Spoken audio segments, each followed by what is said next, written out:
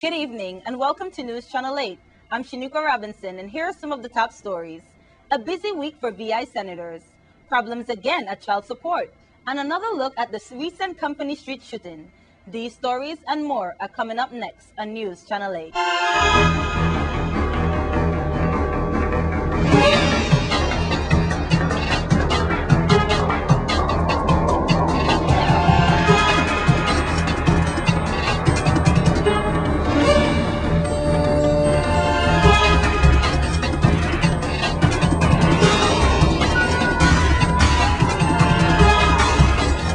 In our top story tonight, it was a busy week for our local senators. News Channel 8 West Smalls files this exclusive report.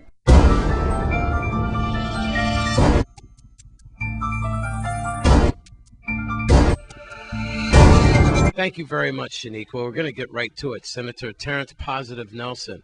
And later on now, over the weekend, like on Monday or so, Tuesday, we're going to discuss a lot of bills, the moratorium, how it passed, the EDC bill, and some other amendments, and how the teachers will be affected. We could be getting into that now because right now we feel that we need to focus on this 8%. Senator, what is this 8% going to do to our territory?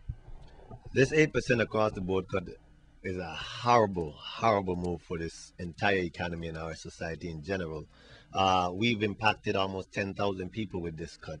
It's the majority's supposedly solution.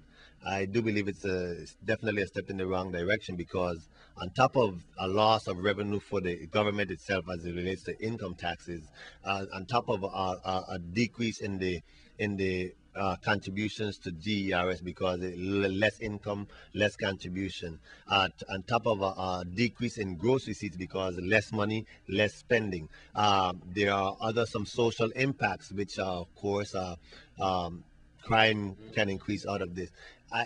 Individuals were waiting for an increase for their owed increase prior to retiring. Instead of an increase, they're going to end up with a cut. So yes, we're going to see an exodus leave government. Yes, they're going to leave with some of the historical knowledge of these agencies. So we can be bringing our total economy to a crash. And it's very dangerous what has been done here. And I'm hopeful and I was hopeful during this past session that the majority was going to repeal that act. They did not.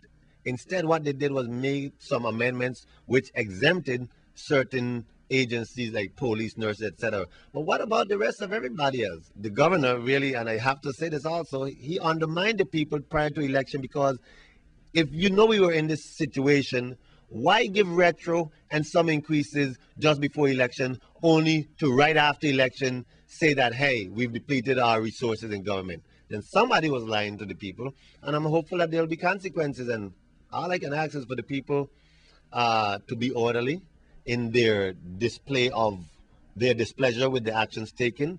And I want to encourage them to be faithful. Prayer is important, and let's see how best we could work shoulder to shoulder. But we need our governor and our senators to understand the impact this is going to have on the working man and woman. Everybody don't have some side deals going on like some of my colleagues. If this 8% thing does take off the way it looks like it will, we are going to be really deep in the hole when it comes to law enforcement. That's why neighbors finally have to look out for each other. With Senator Positive Nelson, this is just the first part. Next week, we'll get into the other measures that was passed by the legislature this past week.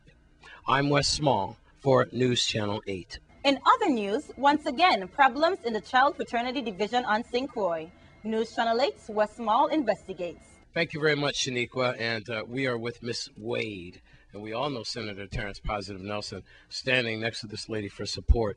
Miss Wade, you're getting a runaround from Child Fraternity, and you have this and the receipt. And shortly, let's get right to it. What is the problem, sweetheart? The problem is child support. Brianna's father, Mr. George, really pays his money on the 29th of June. And up to today, I haven't got money deposited in my account yet.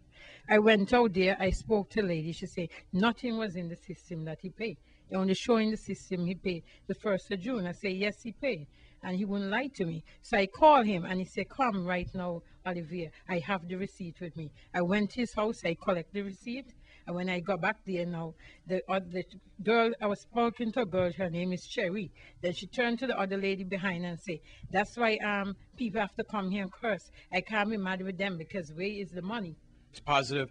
I know you just was involved in this for about 30 minutes or so, but what have you learned with this case that disturbs you? Well, this whole thing is quite coincidental because, one of my colleagues recently tried to have a piece of legislation passed to criminalize parents who don't pay. Now, I was not that supportive of that piece of legislation because I feel there are situations in the bureaucracy that needs to be straightened out first.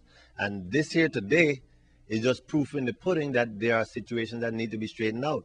There is some $47 million of undistributed monies collected by the agency, and it concerns me when this individual can hold up a receipt, but the agency is going to say that there's nothing in the system.